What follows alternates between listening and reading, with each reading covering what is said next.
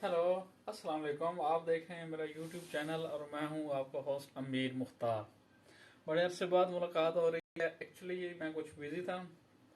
तो last year आपको पता है जैसे कोविड-19 था और मैं स्कॉलरशिप पे मैंने अप्लाई किया था और मेरी सिलेक्शन भी थी, लेकिन कोविड की अनसर्टन कंडीशन की वजह से पता नहीं चल रहा था कि चाइना बुलाएगा नहीं बुलाएगा। तो फाइनली हम लोग चाइना में पहुंच चुके हैं। और आज मैं जिस टॉपिक के ऊपर बात करना चाह रहा हूं वो है Chinese CSC scholarships. CC scholarships का तो आप लोगों ने सुना होगा, लेकिन आज उसमें से मैं टिपिकली कुछ चीज़ें आपको बताऊंगा। सबसे पहले कि जिस यूनिवर्सिटी में मेरा एडमिशन हुआ है, अभी मैं रह रहा हूँ, वो है चेंगतू यूनिवर्सिटी। दोस्तों, चेंगतू यूनिवर्सिटी बेसिकली हेनान प्रोविंस में आती है और ये हेनान प्रोविंस की सबसे अच्छी और बड़ी यूनिवर्सिटी में इसका शुमार होता है। अगर वर्ल्ड रैंकिंग की बात करें तो ये थी 330 यानी 330 नंबर पर आती है। और वर्ल्ड रैंक इसकी नेशन वाइड इसकी बात करें तो ये चाइना में 37 नंबर पर एग्जिस्ट करती है। अब आते हैं फर्स्ट ऑफ ऑल इसके स्कॉलरशिप्स की तरफ। तो देखें, यहाँ पे दो किस्म के स्कॉलरशिप्स होते हैं। एक होता है वन मास्टर के लिए, दूसरा होता है पीएचडी के लिए। तो जो यहाँ पे मास्टर के लिए लिया जाता है वो तो सिंपली आपको मिलेगा सीएससी स्कॉलरशिप्स। ठीक हो गया। और सीएससी स्कॉलरशिप्स के लिए इसका लिंक मैंने डिस्क्रिप्शन में डाल दिया इस वीडियो के एंड पे, जो कि आपको वीडियो के एंड पे मिलेगा और आप वहां पे चेक कर सकते हैं। अब आते हैं पीएचडी की तरफ, क्योंकि मैं खुद भी पीएचडी में एनरोल हूँ। और पीएचडी के लिए फर्स्ट ऑफ ऑल यहाँ से चाइना में किसी भी यूनिवर्सिटी में अगर आपने एडमिशन कराना है तो C9 कैटेगरी की जो यूनिवर्सिटीज हैं, ठीक है, C9 कैटेगरी की यूनिवर्सिटी क्या होती है वो एक अलग टॉपिक है, उसमें मैं आपको बाद में बताऊंगा। सीएससी यूनिवर्सिटी जो है उसका क्राइटेरिया थोड़ा सा अलग होता है, वहां पे क्राइटेरिया थोड़ा टफ होता है। तो अब इसी पे बात करते हैं। तो पीएचडी के लिए आपको ऑलमोस्ट ऑलमोस्ट लेना पड़ता है एक्सेप्टेंस लेटर। मैं थोड़ी सी टी पी लूं क्योंकि यहाँ पे -5 सेंटीग्रेड है और बाहर बर्फबारी हो रही है।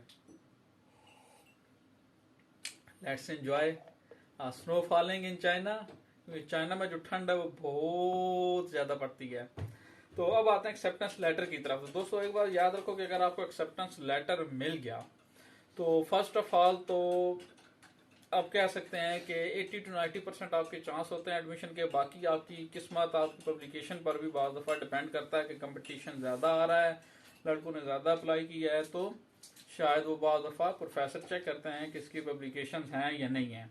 ठीक है, तो इस यूनिवर्सिटी की बात करते हैं। इसमें मेरा मेजर फिजिक्स है, तो आपने दो चीजें ध्यान में रखनी है अगर आप फिजिक्स में अप्लाई करेंगे। इसमें स्कूल ऑफ मटेरियल साइंस, यानी जो मटेरियल केमिस्ट्री और मटेरियल साइंस वाले हैं वो अलग आते हैं, और जो मॉडर्न फिजिक्स है जिसमें न्यूक्लियर फिजिक्स है, पार्टिकल फिजिक्स है और बाकी ये सारी चीजें हैं, वो फिजिकल साइंस एंड इंजीनियरिंग की कैटेगरी में लेके ये आते हैं।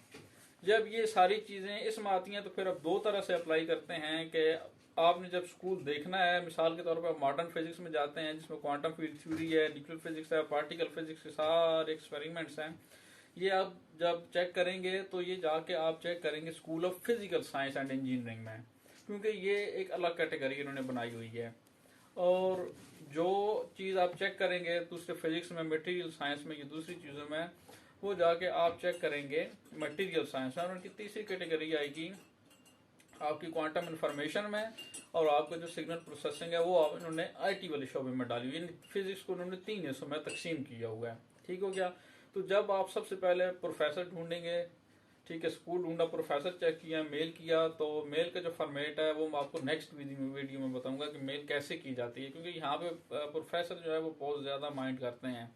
बाज दफा हम देखें अगर वी चैट यूज कर रहे हैं तो हम पाकिस्तान में तो क्या कर देते हैं, ये स्क्रीन शॉट बना के प्रोफेसर को भेज दिया, लेकिन यहाँ पे नहीं है। यहाँ पर प्रॉपर प्रोफेसर के लिए वर्ड्स यूज करने पड़ते हैं और उसको सोच समझ कर मैसेज करना पड़ता है और ईमेल करना पड़ता है, और ये लोग रिप्लाई करते हैं।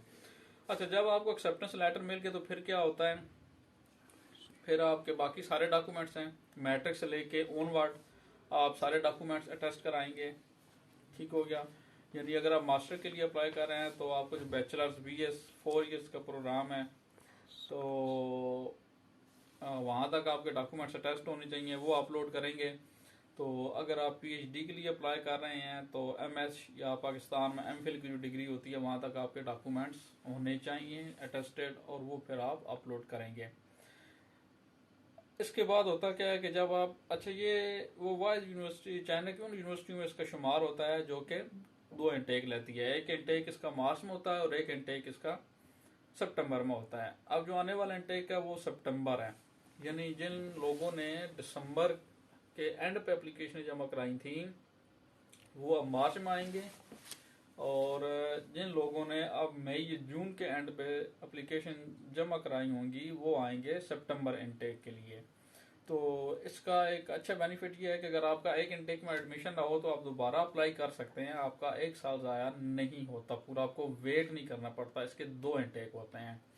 तो जो ही आप एप्लीकेशन जमा कराते हैं तो वो एप्लीकेशन आपकी जाती है सीधी आपके प्रोफेसर के पास जिसका एक्सेप्टेंस आपने लिया होता है। लेकिन अगर आप एक्सेप्टेंस नहीं लेते लेकिन अगर आप एक्सेप्टेंस नहीं लेते तो भी जो आपकी एप्लीकेशन है वो डिपार्टमेंट में जाती है और वहाँ से एवेल्यूएट होता है, आपको CGPA मैटर करता है आपकी एप्लीकेशन है या नहीं है, एंड देन आफ्टर आपके रिसर्च एरिया जिस प्रोफेसर के साथ मैच करो वहाँ पर एप्लीकेशन भेजते हैं। लेकिन अगर आपके पास एक्सेप्टेंस लेटर है तो वो डायरेक्टली आपके सुपरवाइजर को भेजते हैं कि ये आपका स्टूडेंट है, आपने इसको एक्सेप्टेंस लेटर दिया, अब आप इसके बारे में कमेंट्स करें। तो वो आपके कमेंट्स अपलोड करता है, फिर आपको दोबारा ईमेल आती है कि आप अपने डॉक्यूमेंट्स चेक करें, कोई मिसिंग्स है तो बताएं। जब वो सारे डॉक्यूमेंट्स आप चेक करते हैं तो आपके पास एप्लीकेशन रीसबमिट का मतलब होता है। रीसबमिट का मतलब है कि ऑलमोस्ट ऑलमोस्ट ऑलमोस्ट 100% आपका जो एडमिशन है वो स्कॉलरशिप पे हो चुका होता है। ठीक है, तो जब प्रोफेसर अपने कमेंट्स जमा कराता है तो उसके बाद आप एप्लीकेशन रीसबमिट करते हो सारे डॉक्यूमेंट्स चेक करके। उसके बाद बाज दफा आता है कि फाइनल रिजल्ट ऑन रिलीज या एप्लीकेशन इज इन प्रोसेस, ज्यादातर यही आता है फाइनल रिजल्ट ऑन रिलीज। ठीक है, तो उसके बाद ये लोग आपको फिर फाइनल एडमिशन नोटिस भेजते हैं। तो यहाँ पर जो PhD का स्कॉलरशिप है वो प्रेसिडेंशियल है, और प्रेसिडेंशियल आपको लेते हैं 4500 रुपये 4500 युआन 4500 युआन पर मंथ, और ये आपके लिए एनफ होता है। तो दोस्तों उम्मीद है कि आज की वीडियो आपको पसंद आई होगी। आज यहाँ तक के लिए काफ़ी। नेक्स्ट वीडियो में आपको आपके डॉक्यूमेंट्स के बारे में और ईमेल के बारे में बताऊंगा। तब तक के लिए इजाज़त दीजिए। अल्लाह हाफिज़, बाय बाय।